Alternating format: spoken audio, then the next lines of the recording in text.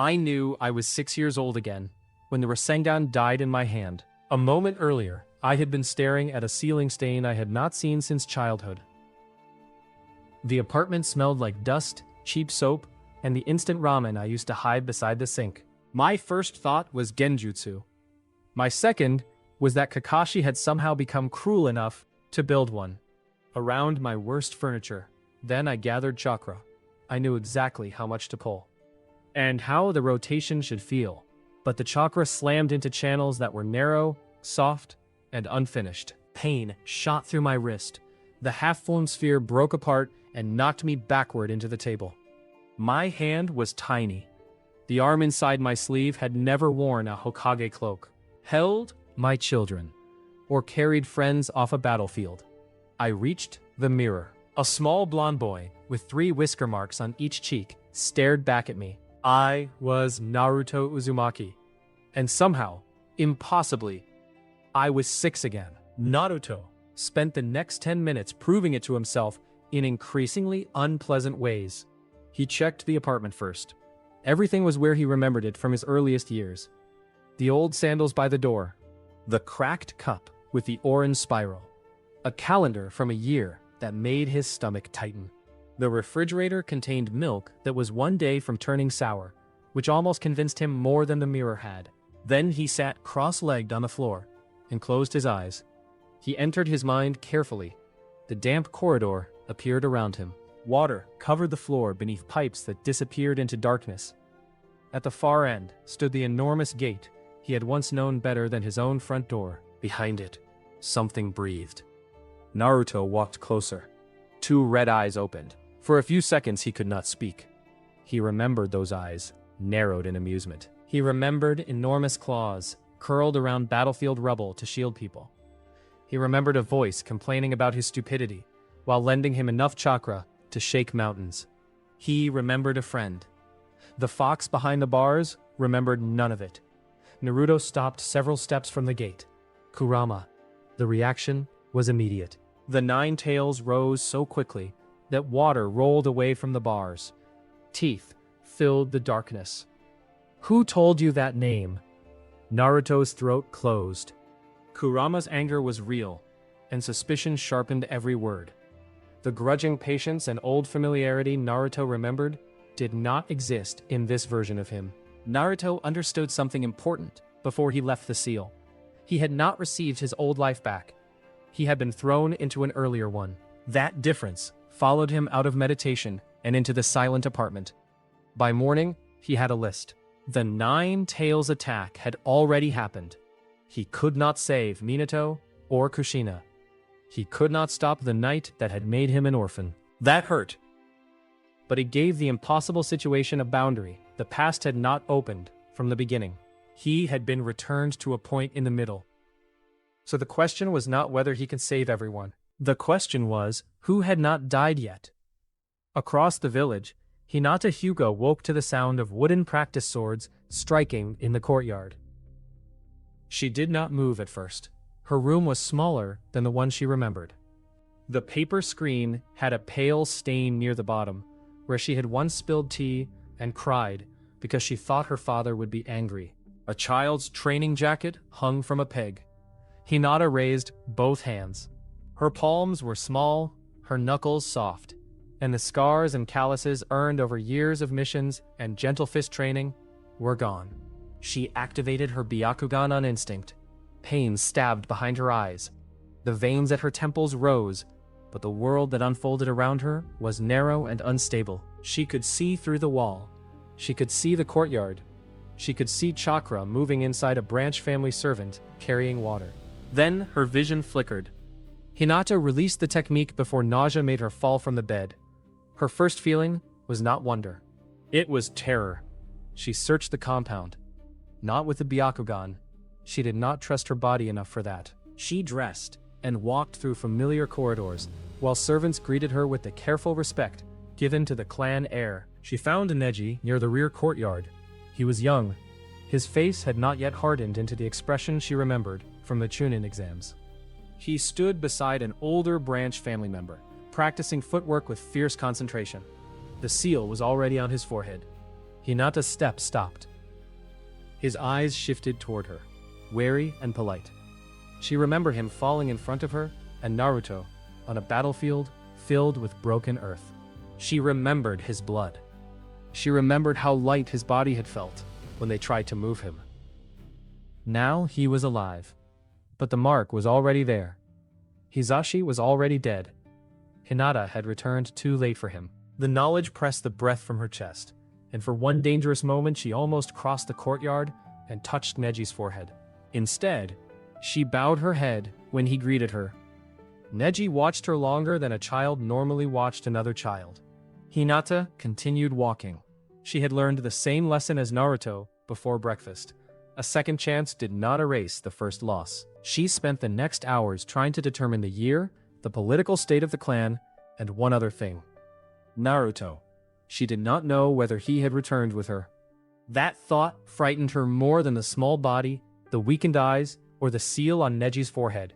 If Naruto was still the child of this time, then, somewhere inside Konoha, lived a lonely 6-year-old boy who had no idea why the Hyuga heir suddenly knew the names of children who had not been born. Hinata waited until an afternoon errand gave her an excuse to leave the compound with a servant. Naruto had already spent half the day looking for her. He knew better than to walk to the Hyuga gate and ask for the clan heir. Even as a child, he understood enough about the village now to know how suspicious that would look. Instead, he wandered through streets near the compound, bought nothing from stalls, and tried to remember where Hinata had once told him she used to watch him from a distance. He saw her near a vegetable stand. She was so small that his chest hurt. Dark blue hair framed a round child's face. Her eyes followed the servant beside her, her posture careful and formal. For several seconds, Naruto forgot every plan he had made. Hinata looked at him. Her step slowed. The servant noticed and asked whether something was wrong. Hinata quietly said she had only recognized a boy from the village. Naruto's hope became dangerous. The Hinata he remembered had known him at that age. She had watched him. She might look at him exactly like this without remembering anything else. He needed proof. He followed at a distance until the servant stopped to speak with a merchant. Hinata moved 2 steps toward the shade beside a wall. Naruto approached. She tensed. He could see the old shyness in the child's body. It mixed strangely with the steady awareness of the woman he remembered. Naruto whispered that he had a question. Hinata's fingers curled around the edge of her sleeve. He asked what she had hidden inside the pocket of his Hokage cloak on the morning Himawari lost her first tooth. Hinata stared at him. The market noise seemed to move farther away. Then she answered in the same quiet voice. A pressed sunflower. She was afraid you would forget to come home for dinner. Naruto stopped breathing. Hinata's eyes filled, but she did not cry. She stepped forward and gripped his sleeve with both hands, as if checking that he was solid. Naruto covered her fingers with his small hand. The servant turned back toward them. Hinata released him at once. By the time she returned to the compound, they had arranged a meeting after dark, in the only place 2 children could speak privately, without attracting immediate attention. The roof belonged to an old storage building near a training field.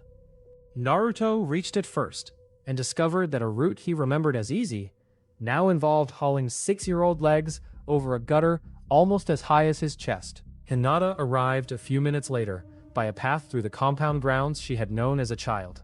They sat beneath the night sky, with enough space between them to make the situation feel less strange. They did not try to recreate a marriage inside children's bodies. What mattered was the old trust between 2 people who had survived the same war, raised the same family, and now had no one else in the world who could understand what had happened to them. They compared dates, memories, and the state of their bodies. Naruto admitted that he had tried the Rasengan and nearly damaged his wrist. Hinata gave him a look he remembered from every reckless training decision of their adult life. When she admitted that she had held the Byakugan until she nearly fell out of bed, Naruto returned the look with interest. "We are doing very well," he whispered. Hinata glanced at the gutter he had nearly failed to climb.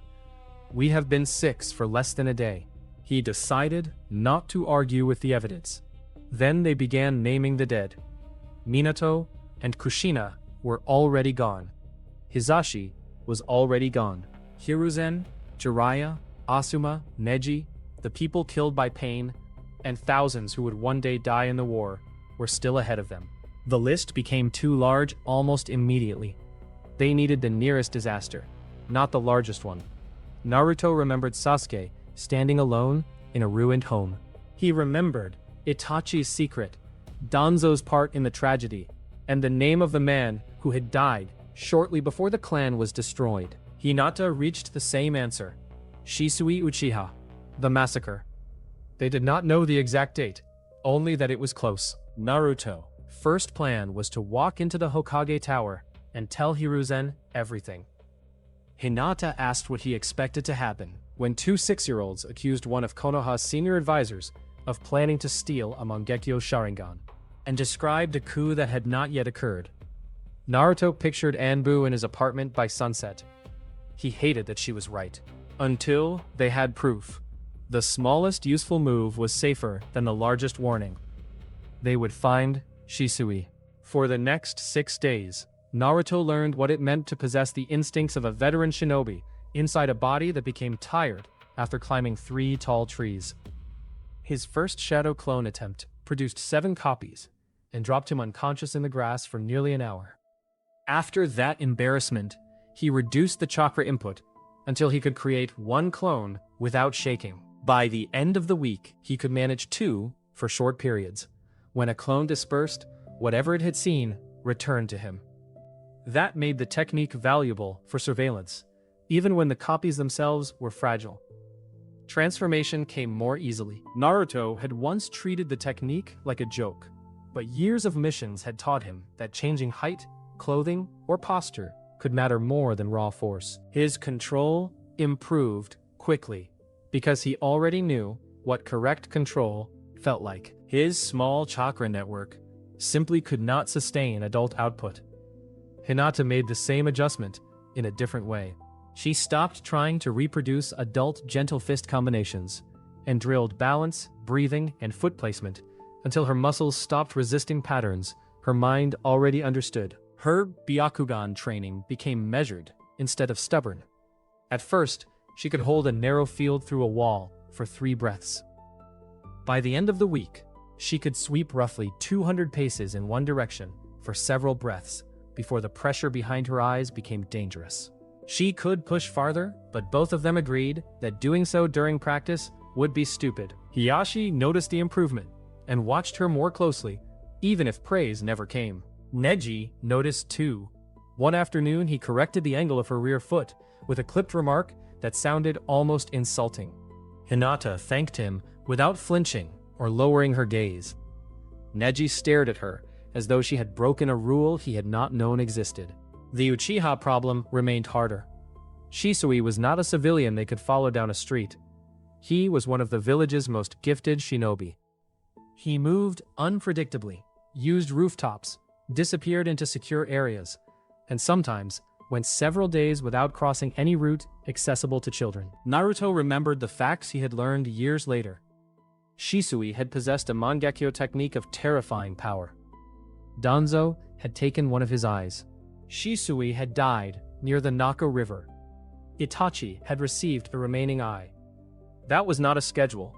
It was a grave marker with no road leading to it. So they built the road themselves.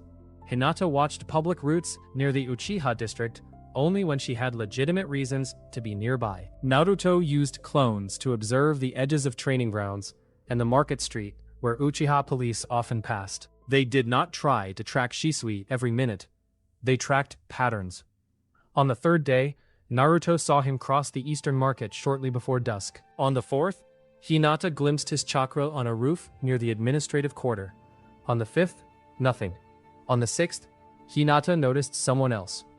She and Naruto were sitting beneath a tree near a public training field, pretending to argue over a wooden kunai.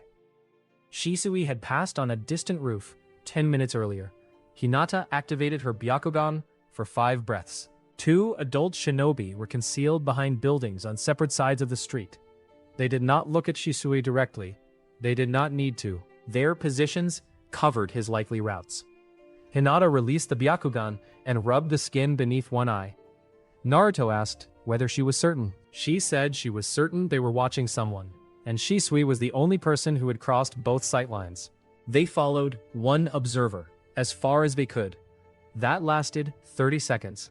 The man disappeared across a wall no child could climb without being obvious. Naruto felt frustration rising, then forced it down. Adult Naruto would have sent dozens of clones in every direction. 6-year-old Naruto could not. He had to use what he knew, not what he used to be able to do. That evening he made the decision Hinata had expected him to make from the beginning. They would warn Shisui directly. The problem was getting close enough without Shisui deciding they were bait. Naruto solved that part by doing something no experienced spy would choose. He walked up to him in public. Shisui was leaving a dumpling shop near sunset when Naruto ran around the corner and collided with his hip. Shisui caught him before he hit the ground. Naruto apologized loudly enough for the people nearby to hear. Then he looked straight at Shisui and spoke under his breath. "Do not meet Danzo alone. He wants your right eye." Shisui's fingers tightened once on Naruto's shoulder. That was the only reaction. He smiled, set the child upright, and told him to watch where he was going. Naruto ran. He did not expect to escape. Shisui found him less than 3 minutes later on an empty path behind the training fields. Naruto had not sensed him approach. One moment, he was alone.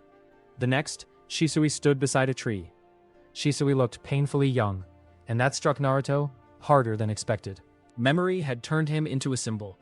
Itachi's doomed friend whose eye would influence wars, instead of a teenager standing beneath a tree and waiting for an answer. His expression was friendly, but his eyes were measuring every breath Naruto took. He asked who had told Naruto that name. Naruto replied that it did not matter. Shisui explained, with almost irritating calm, that it mattered a great deal. Danzo was one of the most protected men in the village. Accusing him of trying to steal an Uchiha's eye was not the sort of thing a child invented by accident. Naruto considered several lies and discarded them. A lie complicated enough to fool Shisui would need facts he did not have, so he gave the smallest truth he could. He told Shisui that if he met Danzo alone, Danzo would try to take his eye. If Shisui survived, he could come back and ask questions. Shisui studied him. Naruto could almost feel the Sharingan behind those dark eyes, even though it had not activated. Then Shisui asked, which eye? Naruto repeated, the right. That detail changed something. Shisui let him leave. For 2 days, nothing happened, and Naruto began to wonder whether they had warned Shisui too early. On the third evening, Shisui received a request for a private meeting in an unused administrative storehouse near the river. The channel had been used before for quiet discussions about the Uchiha crisis, which made refusing it outright almost as revealing as accepting. Shisui did not ignore Naruto's warning. Before he entered the building, he told Itachi the exact location and placed him 2 rooftops away with a clear rule. If anyone besides Danzo appeared inside, or if Shisui sent fire through the upper shutters, the meeting was hostile. Itachi was close enough to intervene within seconds, and far enough away that Danzo would not see an escort at the door. Danzo was waiting inside. 2 root shinobi stood in the shadows behind him. The sight of them was enough to turn Naruto's warning from possibility into evidence. Shisui kept his face neutral, while Danzo spoke about the coup and described the proposed use of Kotoa Matsukami as an unacceptable gamble. One man's eye, Danzo argued, could not be trusted to decide the loyalty of an entire clan. Shisui answered that murdering the clan would not make Konoha safer. Danzo did not object to the word. A thin needle flashed from the darkness. Shisui moved before it reached him, and the needle buried itself in wood. One root operative dropped from the rafters, while the other came from his blind side, with a short blade aimed at the right half of his face. Shisui vanished. The attacker cut through an afterimage, and 3 versions of Shisui seemed to occupy the room at once. The hesitation lasted less than a heartbeat, but Shisui had built his reputation on turning fractions of a second into distance. His heels struck the first operative beneath the jaw. The second twisted away and released a burst of paralyzing powder. Shisui covered his mouth, drove a kick into the storehouse door, and used the rush of air to push some of the powder outside. Danzo moved at last. A blade slid from his cane, with wind chakra sharpened along the edge. Shisui caught the first cut on a kunai, felt the impact numb 2 fingers, and saw every follow-up strike angled toward his eyes. There was no reason to preserve the meeting. Shisui snapped through a hand sign and sent a compact fireball through the upper shutter. Wood burst outward, above the street. Itachi saw the signal. 2 root shinobi waiting near the river moved at the same time, trying to close the most obvious escape route. Itachi intercepted the nearer one before he reached the storehouse wall. Steel rang outside. The second operative turned toward him, which meant the outer trap was no longer waiting intact for Shisui. Inside, Danzo anticipated the doorway and cut toward it before Shisui moved. The wind blade passed close enough to open a thin line beneath Shisui's eye. Shisui changed direction, drove upward through the weakened roof, and landed on the wall beside a shower of tiles. He saw Itachi, holding 1 root operative at the alley mouth, and another falling back toward the river. Naruto's warning changed the part of the trap that mattered. Shisui entered with Itachi, close enough to break the outer ambush instead of facing every layer by himself. He and Itachi broke contact rather than chase. Within the hour, they used an Anbu route known to Itachi to request a private audience with Hiruzen. Shisui told the Hokage exactly what had happened and asked him not to confront Danzo publicly yet. A public accusation without captured operatives or written orders could ignite the clan faster than it protected them. Hiruzen accepted the caution, but he did not dismiss the report. He ordered a narrow audit of route supply channels and placed 2 of Danzo's known meeting sites under quiet observation. He also gave Shisui a direct way to reach him that bypassed the advisors entirely. That first report did not give Hiruzen enough proof to break route. It did something more important for the moment. From then on, Danzo was no longer operating inside a blind spot. Shisui returned to Naruto the next morning. He found both children on the storage roof. Naruto saw 2 intact eyes and smiled so quickly that he looked his physical age for the first time in days. Shisui did not smile back. It did not solve anything, he said. Naruto's expression faded. Shisui sat on the opposite edge of the roof and asked them a question. Which Uchiha captains were currently arguing to move the coup date forward? Naruto did not know. What concession had Hiruzen quietly offered the police leadership 3 weeks earlier? Naruto did not know. Which members of the clan believed Fugaku was already too willing to compromise? Naruto knew a few names from later stories, but not the current factions. Shisui asked Hinata what the Hyuga leadership would do if fighting began inside Konoha. She could make an educated guess. She could not tell him what her father had said in recent council discussions, because 6-year-old Hinata had never been invited into those rooms. Shisui let the silence remain. Then he explained the crisis they had been trying to solve. The Uchiha had been moved to the edge of the village after the Nine Tails attack. Suspicion had hardened into policy. The police force gave the clan authority, but it also isolated them from other parts of village administration. Every new security measure was interpreted as proof that the village distrusted them. Every angry Uchiha meeting was interpreted by Danzo as proof that the distrust was justified. Fugaku was not a man eager to burn Konoha. He was a clan head being pressed by people who believed patience had earned them humiliation. Hiruzen wanted negotiation, but his hesitation had allowed Danzo and the elders to shape much of the response. Young Uchiha were angry. Older Uchiha were tired. Some wanted more political power. Others wanted dignity. And a smaller group wanted revenge. Most simply wanted to stop being treated as suspects for a crime they had not committed. Naruto listened. He had known the massacre. He had known Itachi's truth. He had known Danzo's role. He had never known the exact shape of the pressure that made all of them possible. His memories contained the ending of a story whose middle had happened behind closed doors, while he was a lonely child buying ramen. For the first time since returning, Naruto felt the ground shift beneath his greatest advantage.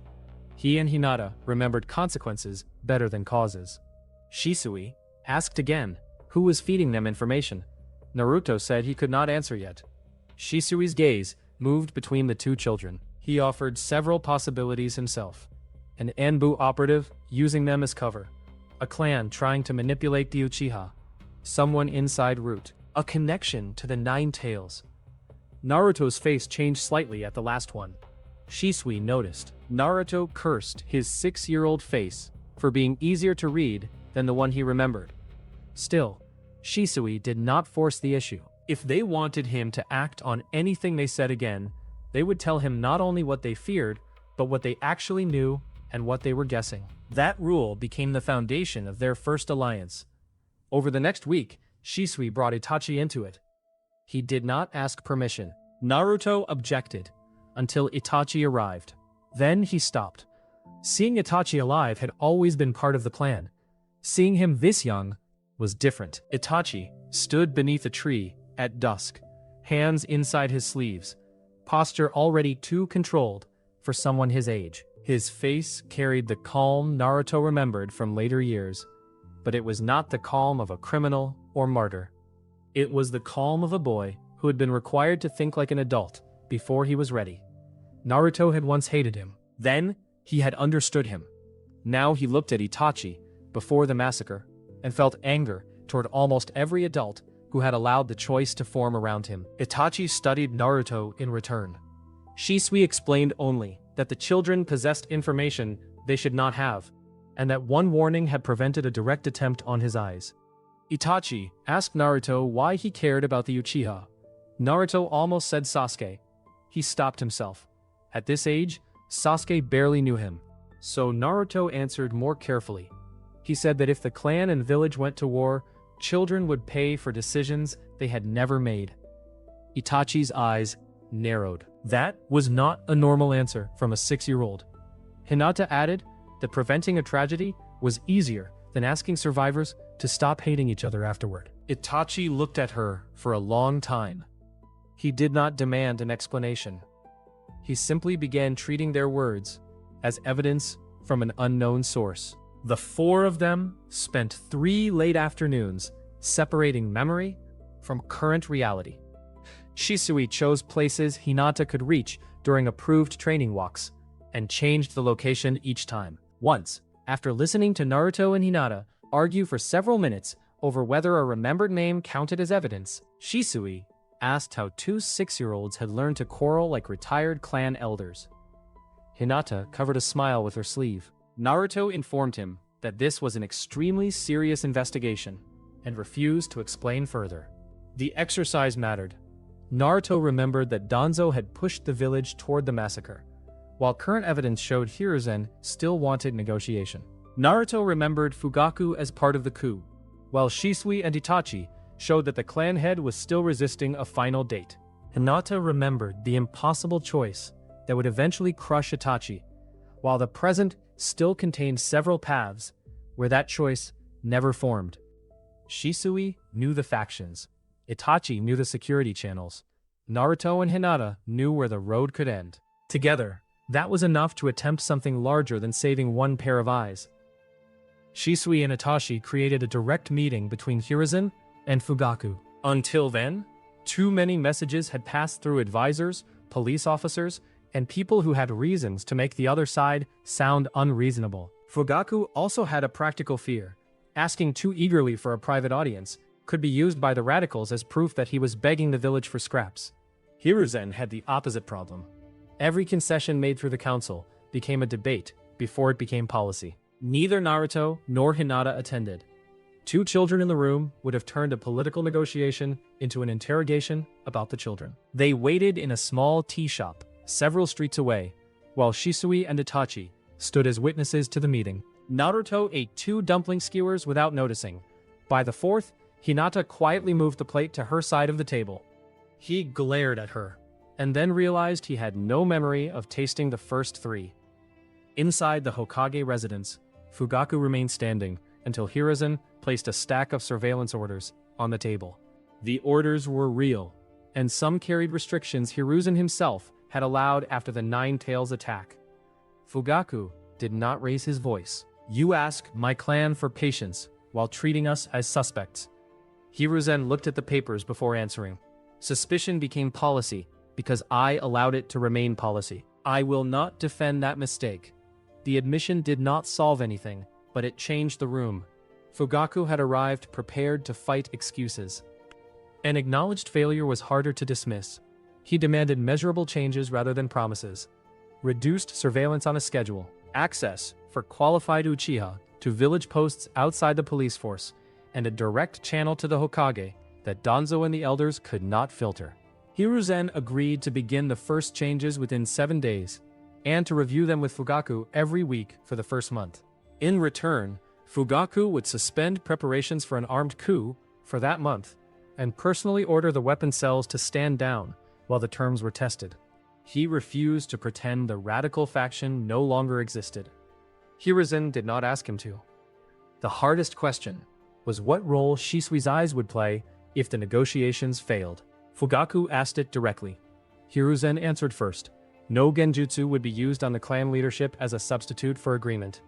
Shisui confirmed it. That assurance mattered, because both sides now understood that peace would have to survive conscious decisions, not a hidden command planted in someone's mind. The meeting lasted 3 hours. When Shisui finally entered the tea shop, Naruto stood so quickly, his chair scraped the floor. Shisui looked exhausted, glanced at the empty skewers in front of Naruto, and asked whether the negotiation had been harder on the Hokage or on the dumpling supply. Then, he nodded. The agreement was a pause with terms rather than a finished piece. Hiruzen would reduce special surveillance in stages, open selected administrative positions, and maintain a direct channel to Fugaku. Fugaku would suspend coup preparations while those measures were implemented. Itachi would continue acting as a bridge. Shisui would remain involved, but Kotoa Matsukami would stay out of the negotiation. Only after Shisui left the meeting did he tell Naruto and Hinata that this decision had cost him more than Fugaku knew. Before the warning about Danzo, he had treated Kotoa Matsukami as the final emergency brake on the coup. The direct conversation changed his judgment. If he rewrote Fugaku now, he would erase the very political choice they were trying to preserve. Shisui had not abandoned a weapon because it was weak. He had decided that using it here would destroy the result he wanted. For the first time, the future changed in a way Naruto could see during an ordinary evening. He and Hinata walked near the Uchiha district after sunset and watched Itachi come home. Sasuke ran from the house to meet his brother and immediately began talking about training. Mikoto called them inside before the food cooled. Fugaku appeared at the doorway a moment later. A whole family occupied the same rectangle of warm light. Naruto had seen Sasuke stand in that doorway alone in another life. His hands tightened inside his pockets until Hinata touched his sleeve. They did not celebrate because the agreement was still fragile. The next change arrived 9 days later. A Konoha patrol was found dead on a supply road east of the village. One shinobi had been killed by a blade, another by fire, and a third had an Uchiha police-style wire restraint wrapped around one wrist. The patrol's message pouch was missing. Within hours, one rumor was moving through the village, and another through the Uchiha district. The first claimed Uchiha radicals had murdered loyal shinobi. The second claimed the dead patrol had been part of an ANBU reconnaissance team preparing mass arrests. Fugaku called his senior people together. Hiruzen increased security around key buildings. The agreement began to crack. Naruto waited for memory to tell him what came next and found nothing. He sat in Shisui's borrowed room above a closed store and searched years of memories for the patrol. Hinata remembered no such attack either. When Shisui asked whether they were certain, Naruto started to say yes and stopped himself. He was certain he did not remember it. The attack might have happened in the old timeline without ever reaching him, or it might exist only because they had changed the past. Naruto reacted by falling back on the pattern he understood. He argued that Danzo would target Shisui again, and that Shisui should disappear for several days. That decision almost broke the negotiations.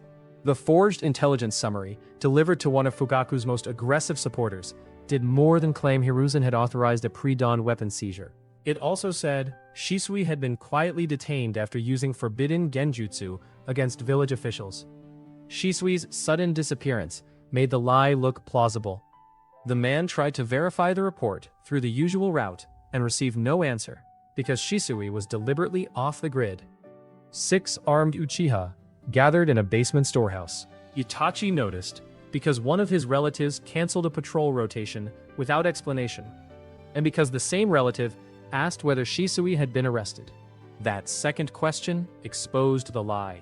Itachi reached Fugaku before the group moved, and Fugaku stopped them himself. The coup did not begin, but Naruto understood exactly how his error had helped the provocation. He had tried to protect Shisui using the old timeline, and had accidentally supplied the new lie with evidence.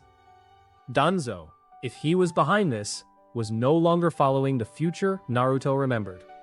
Hinata changed the direction of the investigation by asking what they could prove in the present. The dead patrol lay outside the village, but both tailored rumors were moving inside it. Someone had known the patrol route, the language that would frighten the Uchiha, and the names of people likely to spread a forged report. Itachi began with the document.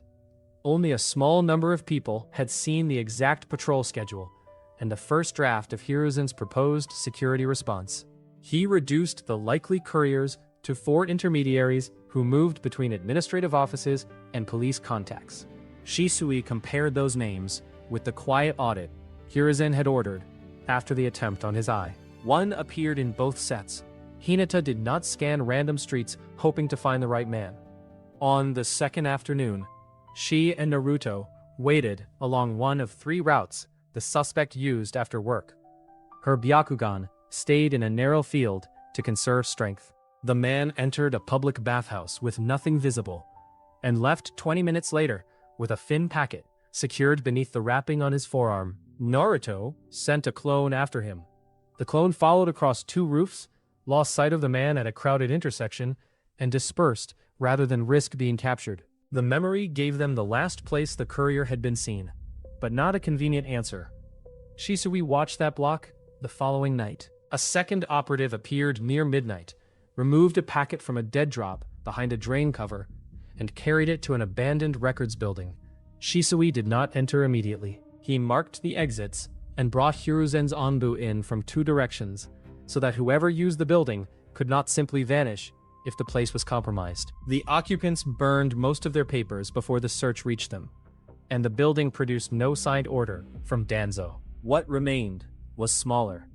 Discarded sealing wax, fragments of an older Root cipher strip, and a list of patrol times written in shorthand. Hiruzen's quartermaster audit showed that the same wax batch had passed through a supply channel used by one of Danzo's covert cells. It was enough to tie the building to Root and the patrol schedule, but still not enough to prove that Danzo himself had ordered 3 Konoha shinobi killed. The result changed Hiruzen's problem rather than ending it. Root was now connected to the information used in the provocation. Danzo controlled men whose existence was known only in fragments, and an open strike without stronger proof could scatter those cells into Konoha. Hiruzen needed an operation he could expose in progress, or a chain of evidence that survived Danzo's denials. Shisui understood it. He also understood something else. Danzo had begun asking why his first attempt on Shisui had failed. A Root contact associated with the administrative quarter disappeared. An Anbu clerk who had once processed Uchiha files was questioned. 2 surveillance teams changed positions. Then, a masked operative followed Naruto home. Naruto noticed because the man was good enough that 6-year-old Naruto would never have noticed. Adult Naruto had spent years being hunted. He recognized the rhythm of someone maintaining distance without losing sight. Naruto did not confront him. He entered his apartment, made a shadow clone, transformed the clone into himself, and sent it noisily toward the market. 10 minutes later, the Watcher followed the clone. Naruto slipped out the rear window. His legs were too short for the route he wanted. He nearly fell between 2 roofs and had to catch a gutter with both hands. He reached Shisui angry, sweating, and more frightened than he wanted to admit. Root had noticed him. Hinata's situation was worse. Root could not shadow the Hyuga heir openly without attracting attention. So a man, posing as village security, stopped one of her servants and asked about Hinata's movements near the Uchiha district. The servant reported the encounter. By evening, Hiyashi was waiting for his daughter in a side room of the compound. He asked why she had developed an interest in streets near the Uchiha district. Hinata said she had been studying different footwork styles during approved outings. It was not entirely a lie, but Hiyashi heard the part she was avoiding. He ordered that her future trips outside the compound include an escort, and told the household to report any further questions about her movements directly to him. The secrecy that had protected Naruto and Hinata was now becoming a liability. Shisui said that if Danzo believed an unknown intelligence source was helping the Uchiha, he would keep searching until he found it. Children could not survive that search forever. Naruto still resisted telling Hiruzen. He argued that they could give Shisui better instructions, change routes, and keep Hinata away from the investigation until Root lost interest. Hinata listened until he finished, and then reminded him, very quietly, that he was not Hokage in this life, and did not get to decide alone which risks she was allowed to take. Naruto opened his mouth and closed it again. The sentence annoyed him, mainly because it was exactly the sort of thing adult Hinata had said when he tried to carry dangerous problems by himself. She did not want to keep taking risks in secret either. That was the point. They had wanted adults to make adult decisions, and that required giving at least one adult enough truth to act. Hiruzen received them after midnight, in a secure room beneath the Hokage Tower. Only Shisui and Itachi accompanied them at first. The third Hokage wore no ceremonial hat. He looked tired before the conversation began. Naruto had forgotten how old he seemed. That too hurt. Hiruzen listened, while Shisui explained the warning about Danzo, the failed attack, the strange accuracy of the children, and the later investigation. Then he looked at Naruto and Hinata. He asked where the information came from. Naruto told him. There was no dramatic reaction. Hiruzen simply stared. Naruto explained that he and Hinata had already lived through another version of these years. He spoke about the massacre, Danzo, Itachi, Sasuke, and the wars that followed, carefully separating what he had personally witnessed from things he learned later. Hinata did the same. Hiruzen asked questions. Many of them were designed to expose contradictions. Naruto failed some because he did not know the answers. That helped more than pretending to know everything would have. He could not describe the private conversations of the Uchiha clan before the massacre. He could not name every root operative. He did not know what Hiruzen had eaten the morning before his final battle with Orochimaru. He knew that battle would happen. He knew who killed him. He knew the identity of Naruto's parents. He knew details about Minato's seal that a 6-year-old Jinchuriki had no reason to understand. Hinata knew the future of her clan, Neji's death, the war, and a family with Naruto that did not exist yet. Hiruzen did not accept the explanation on faith. He summoned Inoichi Yamanaka. Naruto's stomach tightened when the intelligence chief entered. Inoichi was alive, another dead man, walking around like his death had never happened. Naruto forced himself not to stare. The memory examination was limited. Inoichi did not tear through their minds. He established a controlled link and asked each of them to surface specific memories. Naruto gave him the battlefield where the Ten Tails had stood. He gave him Kurama, beside him as an ally. He gave him the site of the Hokage monument years older, with new faces carved into the mountain. Then he gave him something quieter. Hinata older, Boruto complaining, Himawari laughing, Naruto himself wearing the Hokage cloak while trying to eat breakfast and read mission reports at the same time. Inoichi broke contact first. His hand had gone still on Naruto's forehead. He did not say time travel was proven. He said the memories were internally consistent, deeply integrated, and carried sensory and emotional structures far beyond anything he would expect from implanted false images in a child's mind.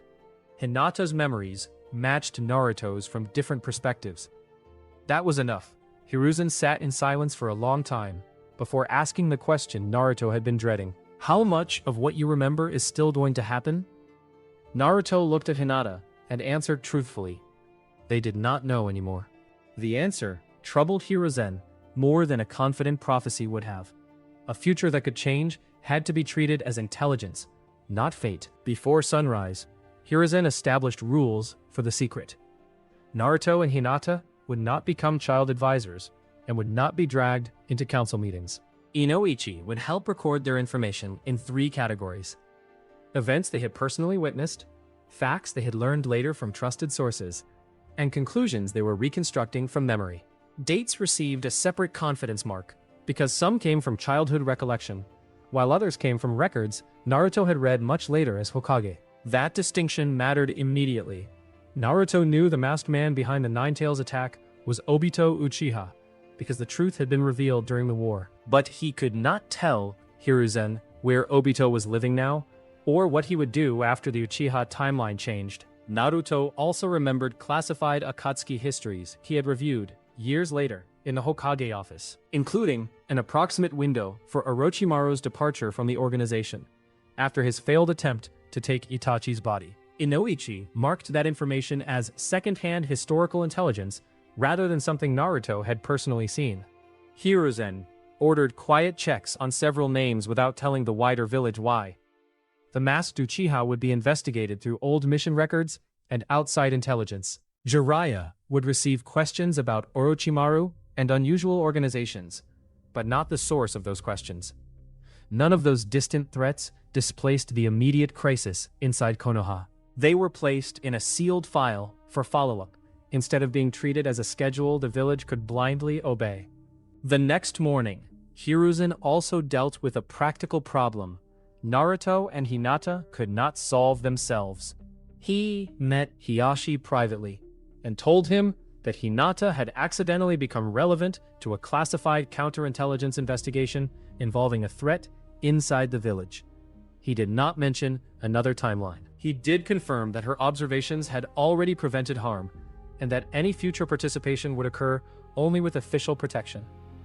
Hiyashi disliked almost every part of the explanation. He disliked not knowing the full secret, disliked the Uchiha connection, and disliked the idea of his 6-year-old daughter near a security operation. He nevertheless accepted the Hokage's authority after Hiruzen agreed that Hinata would never leave the compound at night without a designated escort, and would not be used as a frontline fighter.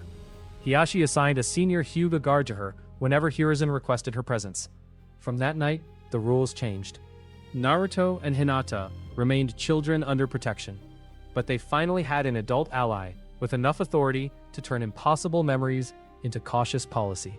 Shisui received a direct route to the Hokage's office. Inoichi became one of the few people permitted to know the full explanation. Itachi knew enough to understand the nature of the secret, while personal memories about Naruto and Hinata's family remained private. Most importantly, Hiruzen began moving against Root in ways Danzo could feel. Budgets were reviewed. Certain Anbu channels were separated from Danzo's authority. 2 Root safe locations were placed under observation. A senior operative was detained after carrying forged documents connected to the patrol incident. Danzo understood the meaning. Someone had reached Hiruzen. He did not know who. He considered a traitor inside Root, interference from Shisui's genjutsu, Itachi, and even the possibility that the Nine-Tails somehow sensed hostile intent toward its Jinchuriki. He did not consider 2 adults reborn into children. That would have been madness. So Danzo did what a rational man did when he believed his information network had been compromised. He reduced it. He gave fewer orders. He compartmentalized more aggressively. He prepared one final operation that required only a small circle of men he trusted completely. A week later, Hiruzen received a border intelligence packet. Most of it concerned ordinary movements of missing nin and mercenary groups, but one report mentioned red cloud cloaks and a camp abandoned near the eastern border. A scout had also found the shed skin of an unusually large snake near the site. Naruto could not call that proof of anything. The old Akatsuki reconstruction he remembered from his years as Hokage placed Orochimaru's departure within a rough period, not on a day Naruto could swear to. Still, the combination was strange enough that Hiruzen added the report to the sealed file instead of discarding it. Hinata suggested a rule that Inoichi wrote at the top of the next page. They would stop preserving the future as a list of dates and preserve what was more likely to remain useful. People, abilities, motives, relationships, and the limits of what Naruto and Hinata actually knew. That knowledge could survive even when the sequence of events did not. The night that should have become the Uchiha massacre approached without announcing itself. Naruto could not remember the exact date from his childhood. He remembered the aftermath. He remembered Sasuke. He remembered learning the truth years later. Shisui and Itachi remembered the current pressure inside the clan. That pressure was rising again. Fugaku still supported negotiations, but several senior Uchiha believed Hiruzen was buying time while weakening them. The failed provocation had made them more cautious, not more trusting. Danzo's political position was also narrowing. Hiruzen had not removed him yet, but Root's freedom was shrinking by the day. Shisui remained alive. Both Mangekyo Sharingan remained in his possession. Every path Danzo considered dangerous was still open. Naruto understood what that meant.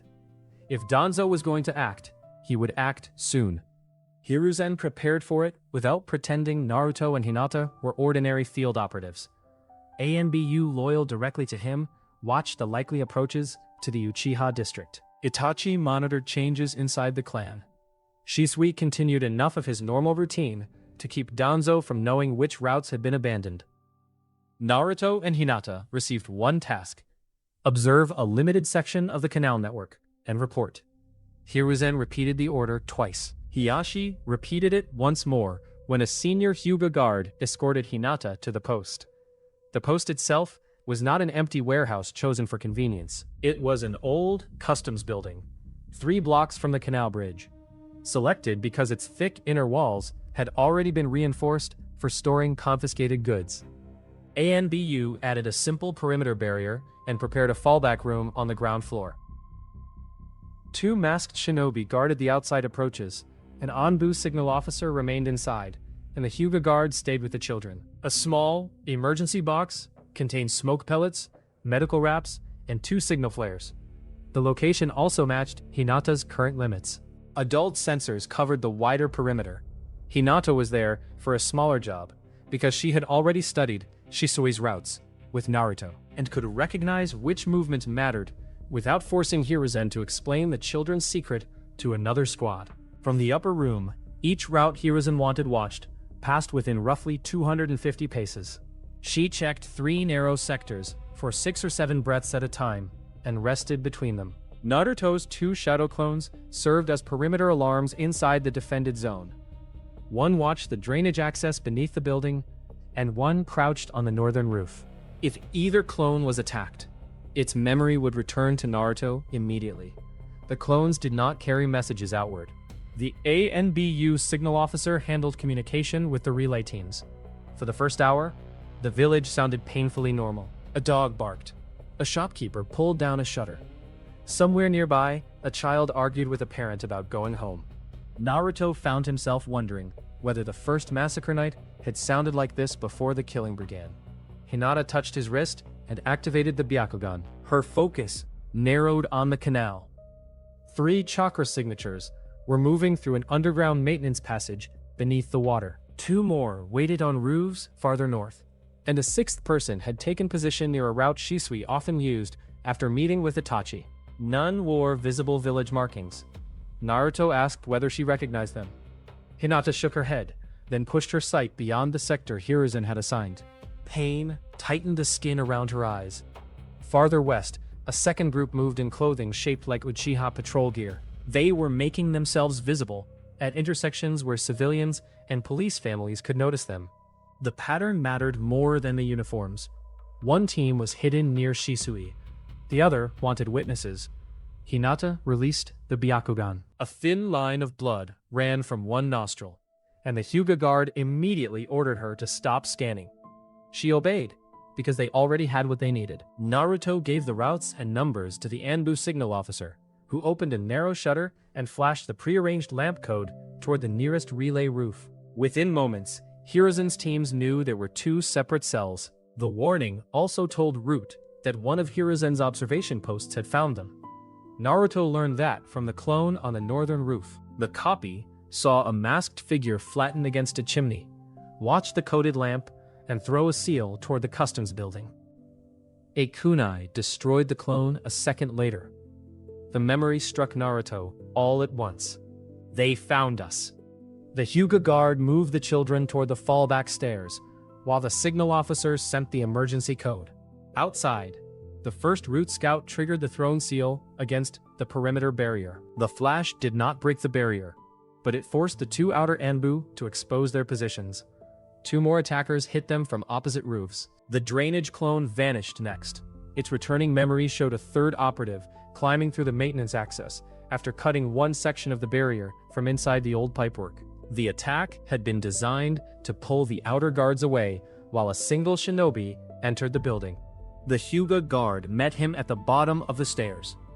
His Byakugan flared, and the first exchange was too fast for either child to follow cleanly. The root operative used a short blade coated with something that numbed the guard's left arm after a shallow cut. The Hyuga still drove him into the wall with a palm strike, and bought Naruto and Hinata enough time to reach the inner corridor. The root operative recovered before the guard could finish him.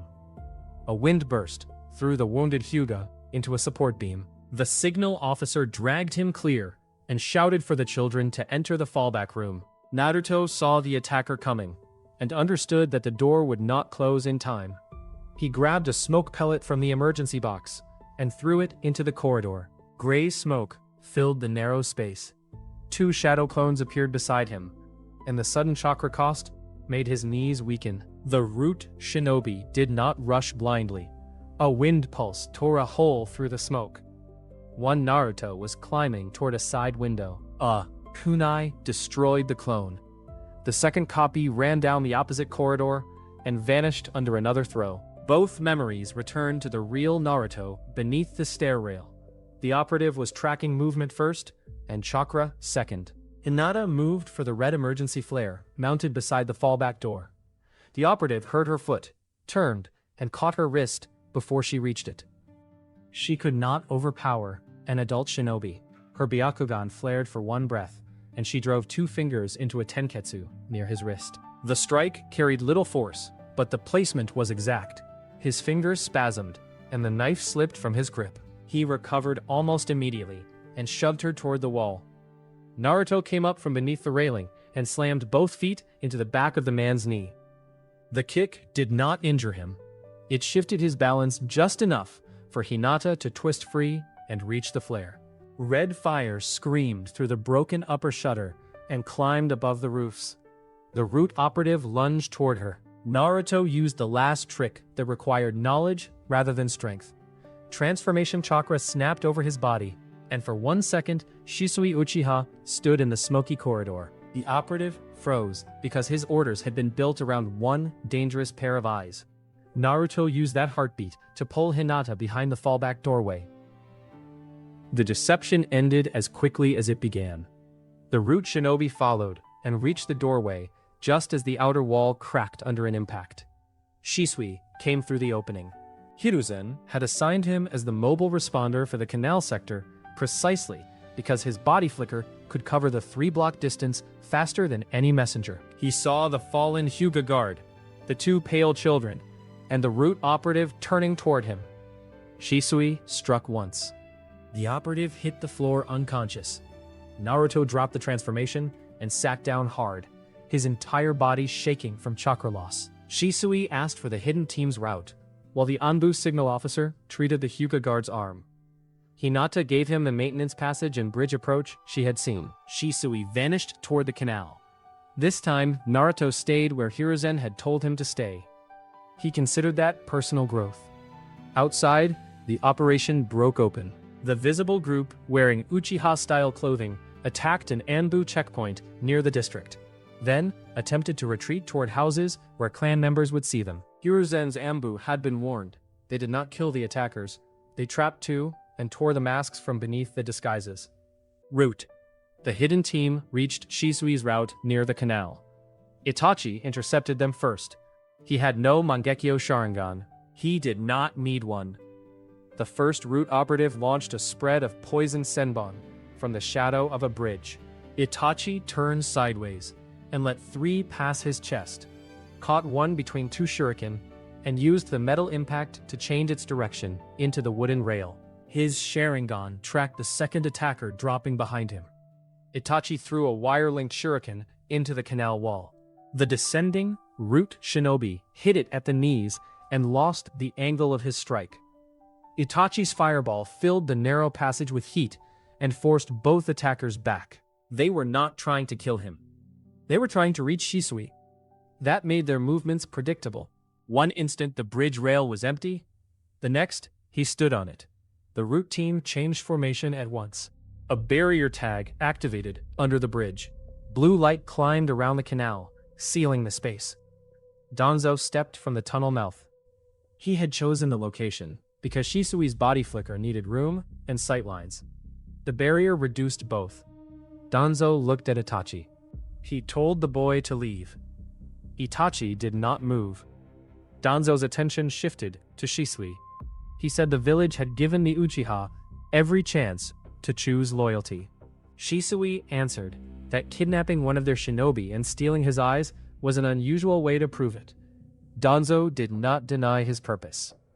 He believed the clan stood one failed conversation away from civil war. Kotoama Tsukami in Shisui's hands was an uncontrolled strategic weapon. If Shisui refused to use it decisively, Danzo would. Shisui's Sharingan changed. The Mangekyo pattern appeared. Danzo's men avoided direct eye contact. Danzo asked whether Shisui planned to use Koto on him. Shisui said no. Then Danzo asked whether he would use it on Fugaku. Shisui's answer came immediately. No, that was the line he had chosen. He would defend the village, he would defend his clan. He would not build peace by secretly stealing the will of either. Danzo raised one hand. The root team attacked. The barrier turned the canal into a cage. A wind blade tore across the bridge. Shisui dropped beneath it, one hand touching the rail. Itachi rolled under a second strike and sent 3 shuriken toward a barrier tag. A root operative blocked them. That was what Itachi wanted. The shuriken carried wire. He pulled. The wire wrapped the operative's forearm and dragged him half a step away from the tag. Shisui crossed the distance in a blur and struck the tag with a kunai. The barrier flickered. Danzo drove forward with his cane sword. Shisui caught the blade and twisted. Wind chakra split his kunai. He released it before the broken metal cut his hand. Danzo's next strike passed through Shisui. Clone.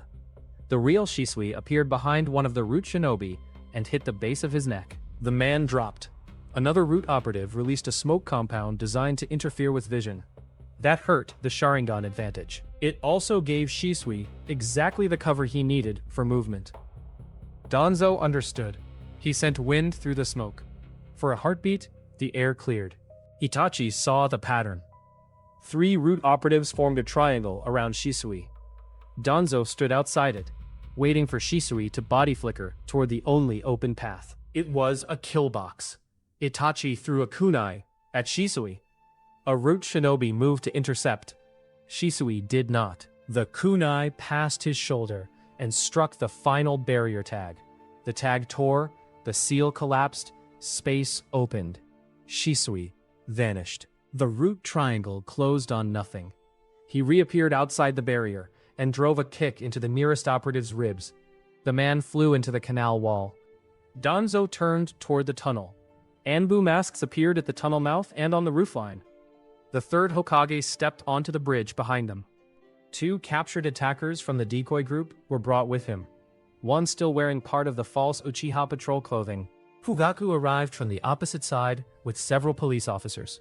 Hiruzen had sent for him as soon as the disguises were exposed, because the clan head needed to see the evidence before rumor reshaped it. For a few seconds, the bridge held exactly the confrontation Danzo had been trying to create. Uchiha on one side, the Hokage's forces on the other, and Root between them. The difference was that the lie had been uncovered before either side started killing the other. Fugaku saw the disguised operative. He saw Shisui alive inside a barrier designed to limit his movement. Most importantly, he saw Danzo standing with the Root team instead of hearing about the scene through another man's report. Danzo did not pretend he had been somewhere else. He argued. that Root had acted to prevent an imminent coup, and that Hiruzen's hesitation was endangering Konoha. Several Uchiha behind Fugaku reached for weapons. Hiruzen ordered everyone to stand down, then directed the next order at Anbu. Detain every Root operative on this bridge, Danzo included. Danzo's expression changed for the first time. He said the Hokage was dismantling the shield that had protected the village from threats polite men refused to see. Hiruzen answered that no advisor had authority to manufacture an Uchiha attack, assault loyal Konoha shinobi, and build an unauthorized barrier around Shisui. Whether Danzo could later deny the patrol murders no longer mattered to the immediate command decision. The operation on the bridge was happening in front of the Hokage. Danzo looked toward Fugaku as if one final accusation might still split the scene. Fugaku's answer was colder than anger. Then you should have allowed us the chance to prove it ourselves. Anbu closed around Root. Danzo did not order a last stand. Fighting the Hokage openly would turn his security argument into treason in front of both factions. So he surrendered his cane sword and allowed the seals on his communication channels to be cut. The evidence that followed was less convenient than a signed confession. The captured decoy operatives proved Root had been impersonating Uchiha. The barrier team and Danzo's presence proved he had authorized an operation against Shisui. Searches of the records building and 2 Root supply sites tied the forged patrol schedule, false uniforms, and several couriers to the same network, but no document stated that Danzo had personally ordered the 3 patrol shinobi killed. Hiruzen treated that murder investigation as unfinished, instead of pretending one night had answered everything. Danzo still lost the power that had made the provocation possible. Before sunrise, he was confined to a secure residence under Anbu guard, stripped of private messengers, and barred from issuing orders while the investigation continued. Root's independent chain of command was dissolved. Known operatives were registered, questioned, and reassigned under ANBU supervision. Those who refused to report were declared missing nin. Hiruzen assumed hidden cells might survive, but they no longer had legal cover or a functioning central command. Homura and Koharu objected when Hiruzen briefed them. Publicly exposing every detail of Root, they argued, could panic the village and encourage the Uchiha radicals. Hiruzen agreed that the full intelligence record would remain sealed. He did not agree to protect the lie. The official statement said investigators had confirmed that evidence pointing toward the Uchiha had been planted as part of a covert internal provocation. The clan was cleared of responsibility for the staged evidence, while the exact killers of the 3 patrol shinobi remained under investigation. The dead received a village memorial, and their families were formally briefed before the announcement became public. That mattered inside the clan. Fugaku returned to the Uchiha district with proof that part of Konoha's leadership had worked against them, and equally important proof that the Hokage had arrested his own advisor rather than defend him. The radicals could no longer claim Hiruzen and Danzo were the same hand. Fugaku called the senior Uchiha together before dawn and ended preparations for the coup. Anyone who continued moving weapons would be acting against the clan head. 2 men tested the order and were arrested by the police before sunrise. Fugaku made those arrests known inside the clan. Konoha had acted against its own hardliners. The Uchiha would be required to do the same. Itachi came home near sunrise. Sasuke had fallen asleep waiting for him, and Mikoto had left a covered plate on the table. Fugaku stood in the hallway as his older son entered. For months, Itachi had been preparing himself for a choice between village and family. Now his father simply told him to eat before the food became useless. Itachi stared at him for a second longer than necessary, then sat beside his sleeping brother. The choice that had defined his first life never formed. 3 nights later, Naruto and Hinata sat on the storage roof again. This was the period Naruto remembered as the end of the Uchiha clan. He did not know the exact hour. So they waited. Below them, the village went on living. Lanterns burned in the Uchiha district. A door opened. Someone laughed inside a house. A police officer returned from patrol and complained to his wife about cold food. Naruto watched the lights. 1 hour passed, then another. No screams, No black-clad figure moved from house to house. No child woke, surrounded by bodies. Sasuke slept in his own home. Mikoto was alive. Fugaku was alive. Itachi was alive. Shisui was alive. The clan was still there. Naruto lowered his head and pressed both hands over his face. Hinata sat beside him until his shoulders stopped shaking. He had imagined the victory as something loud. Instead, the proof was a district full of ordinary lights, cold dinners, arguments through open windows, and a boy sleeping in a house that still contained his family. Neither of them said Boruto or Himawari's names. Saving the Uchiha had made one uncomfortable fact impossible to avoid. The future that had produced their own children was changing too. Naruto's fingers tightened against the roof tile. Hinata told him they could worry about raising children again when their current bodies were tall enough to reach the top shelf in a kitchen. Naruto looked at her, then at his short legs. That is going to take forever. You survived paperwork as Hokage. He almost laughed loudly enough to attract a patrol. The fear did not disappear, but it stopped owning the entire moment. The Uchiha district did not transform into a place of perfect trust. ANBU and police officers still watched one another too carefully. Hiruzen's reforms moved slowly enough to irritate Fugaku, and quickly enough to anger old village hardliners.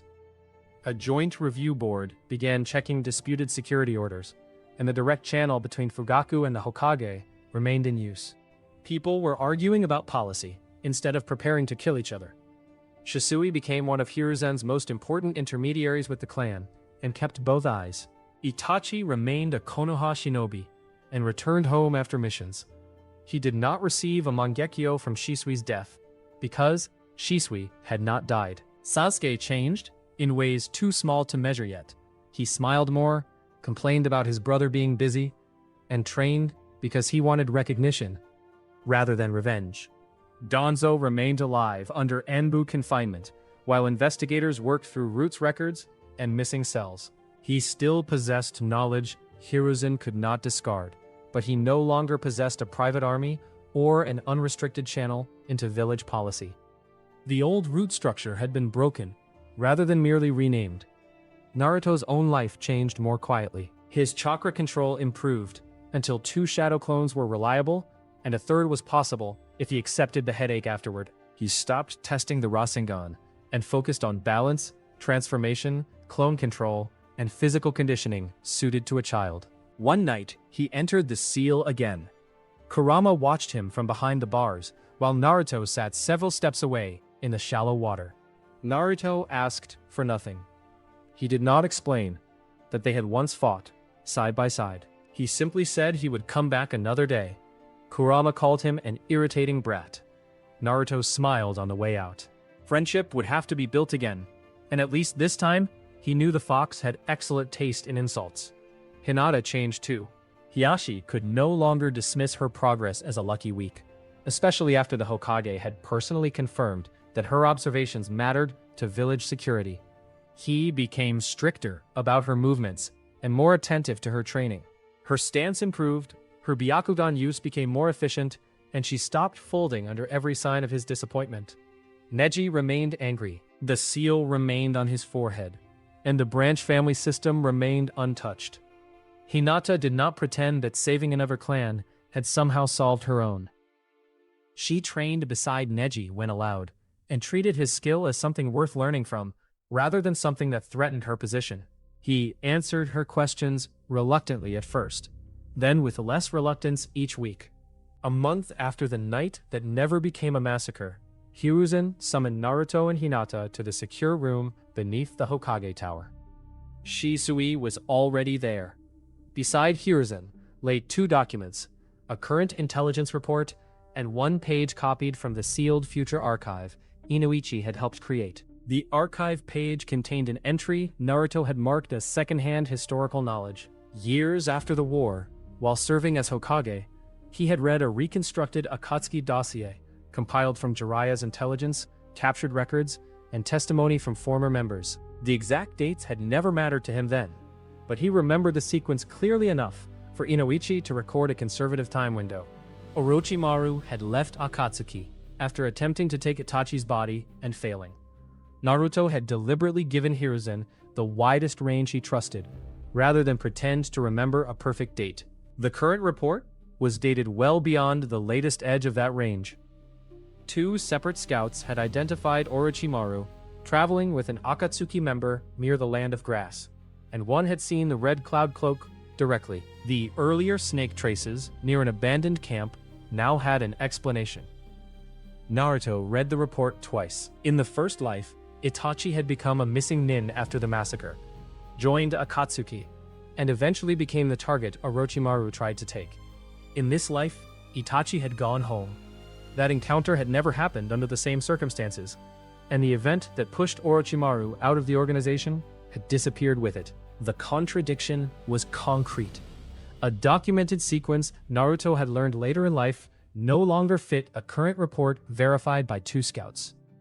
For months, Naruto and Hinata had carried a mental list of people and disasters they hoped to change. The Uchiha, Hiruzen, Jiraiya, Neji, Asuma, Pain, the war, and many more. The first great tragedy on that list was gone. Now, one of the lines beneath it had moved because of their success. Naruto touched Orochimaru's name. This should not be happening. Hinata read the report once more. After Shisui, there is no more should. Hiruzen asked what Naruto expected Orochimaru to do next. Naruto searched his memories and found abilities, habits, ambitions, and several old plans. He found no event he could still trust as a prediction. I don't know. Hiruzen closed the report and ordered Shisui to expand intelligence coverage along Orochimaru's last confirmed route. Naruto did not argue. Whatever Orochimaru did next would have to be answered with current intelligence, not a date remembered from another life. Outside the tower, the lamps of the Uchiha district were still burning.